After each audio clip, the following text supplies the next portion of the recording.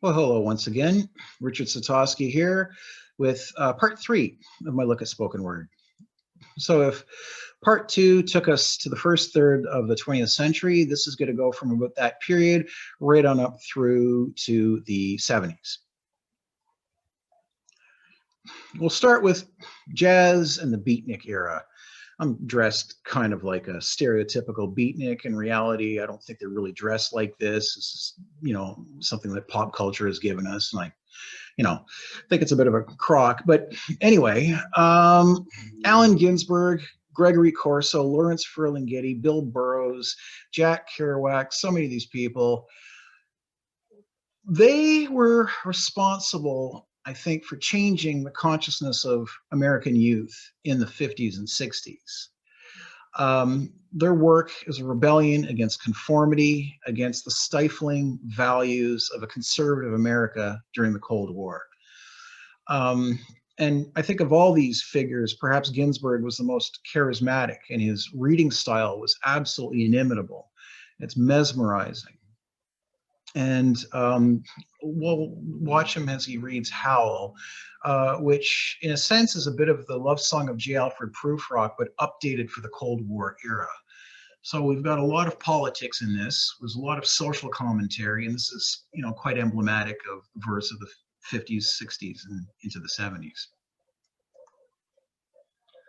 I saw the best minds of my generation destroyed by madness, starving, hysterical, naked, dragging themselves through the Negro streets at dawn looking for an angry fix.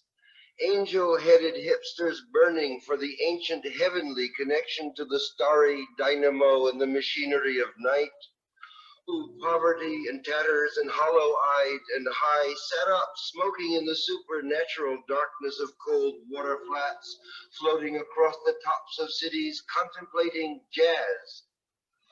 Now, this wasn't memorized, this was recited from a book, but that doesn't really matter because any appearance by Allen Ginsberg was an event. And it's the type of thing that, due to his reading technique, was really more of a performance than just a straight reading. Now, something that exists exclusively on record here is some of the more delightful works by Ken Nordine. Now, this takes us in a completely different direction. We're not really serious here. This is entertainment, and I absolutely adore it. Ken Nordine had the most incredible voice you ever want to hear, and it was perfectly suited to the cheekiness of his pieces.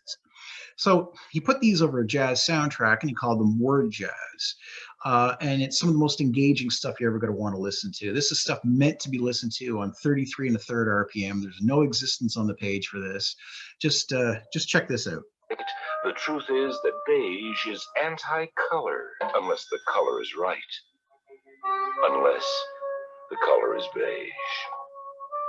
About as average as you can get away with seeing is the gray way beige likes to have things being. What an amazing voice. Now, getting back to something a little bit more political, and this takes us, I think, a little bit closer to the origins of spoken word in the 80s and 90s, that where the spoken word, the slam scene that we know of, comes from, is in the works of Gil Scott-Heron. Gil Scott-Heron, in the late 60s and early 70s, became essentially the godfather of the spoken word movement. And not just that, but he became an extremely influential figure in the world of hip hop and R&B, and in the nascent world of hip hop, and in the world of R&B, and in funk and in soul. And the ramifications of his work are still being felt and always will be felt.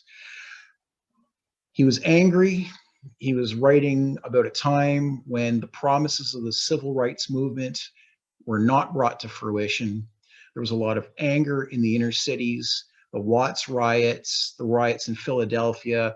I mean, we're seeing it nowadays. It's happening all over again.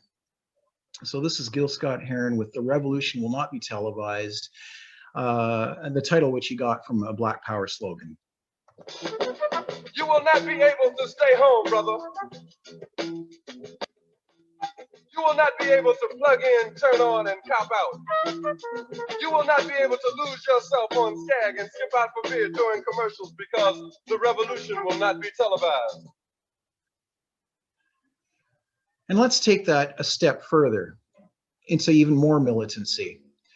The 70s also gave us the Last Poets, who were a group of New York poets who were seminal to the development of hip hop, especially such socially conscious groups as NWA and Wu-Tang.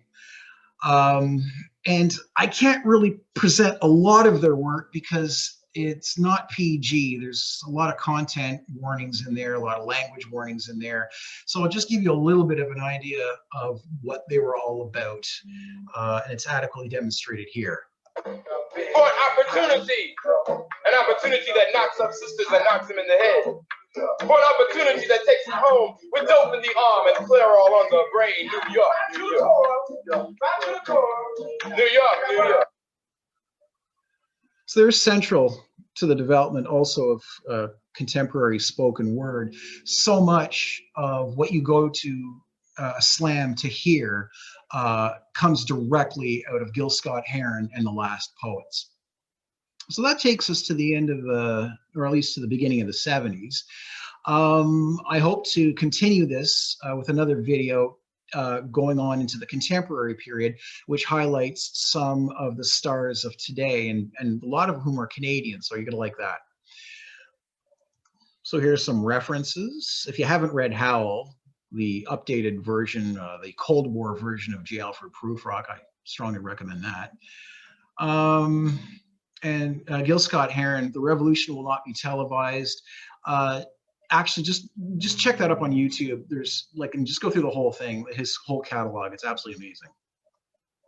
So I, once again, would like to thank David Medill, CFP of BMO Nesbitt Burns, and former library CEO Andrew Armitage for their generous support of the Poet Laureate program, and the Poet Laureate Advisory Committee in the Owen Sound and North Grey Union Public Library.